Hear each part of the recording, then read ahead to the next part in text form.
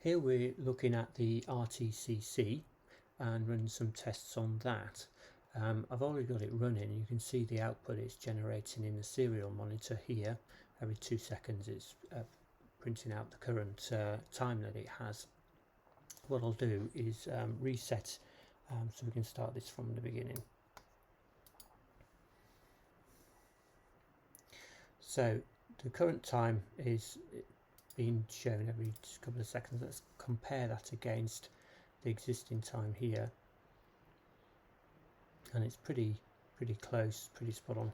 I have had this running for over a month, and over that time period it had lost approximately 1 second. It was keeping very good time here. I've been playing around with it for a while, so I've got it back up to its sort of current time. The script that the Arduino is running has a number of commands that we can use, which are described in the sort of comment section at the beginning. But let's start off with setting the time on the chip.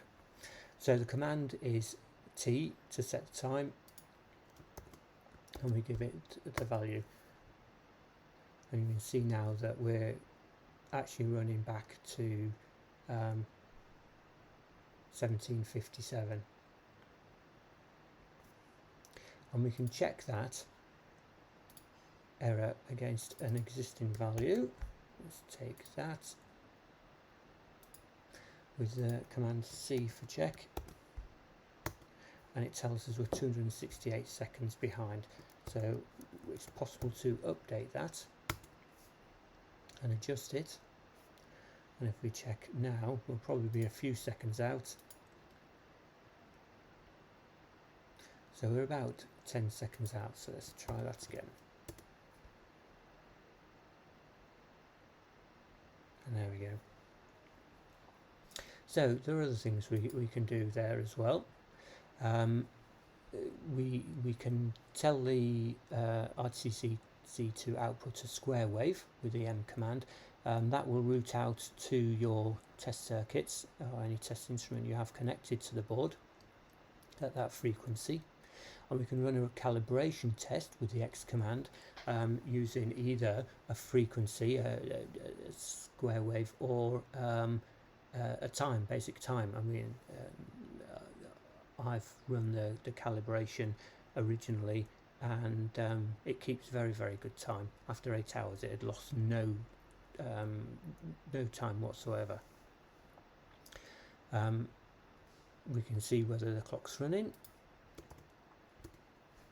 It tells us it's running. We can halt the clock, so once it has stopped, you'll see that it's not ticking over at all, which is to be expected, although the chip is still running, and we can restart again.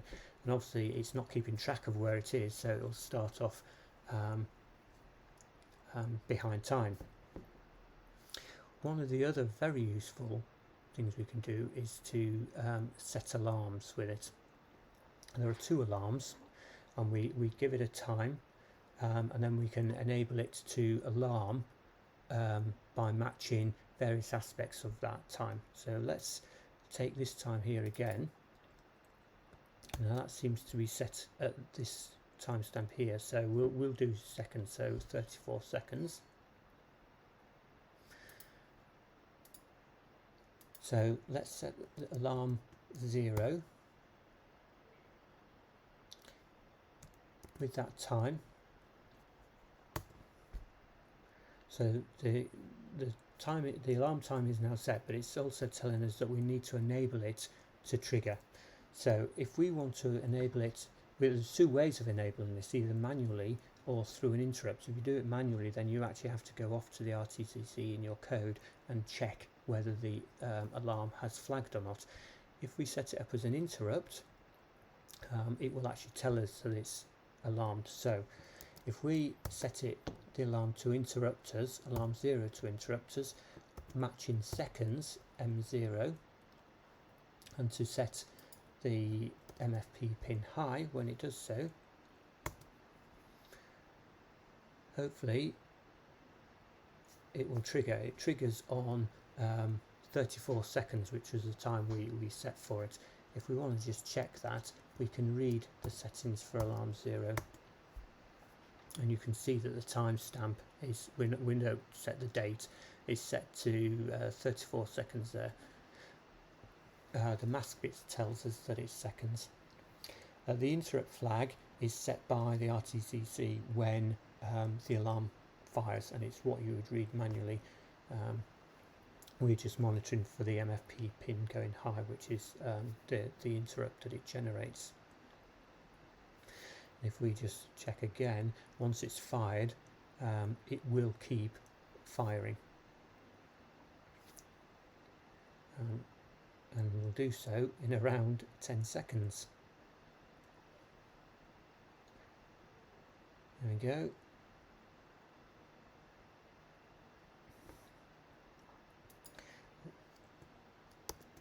So let's just enable that alarm, well, disable the alarm with command M8 to disable.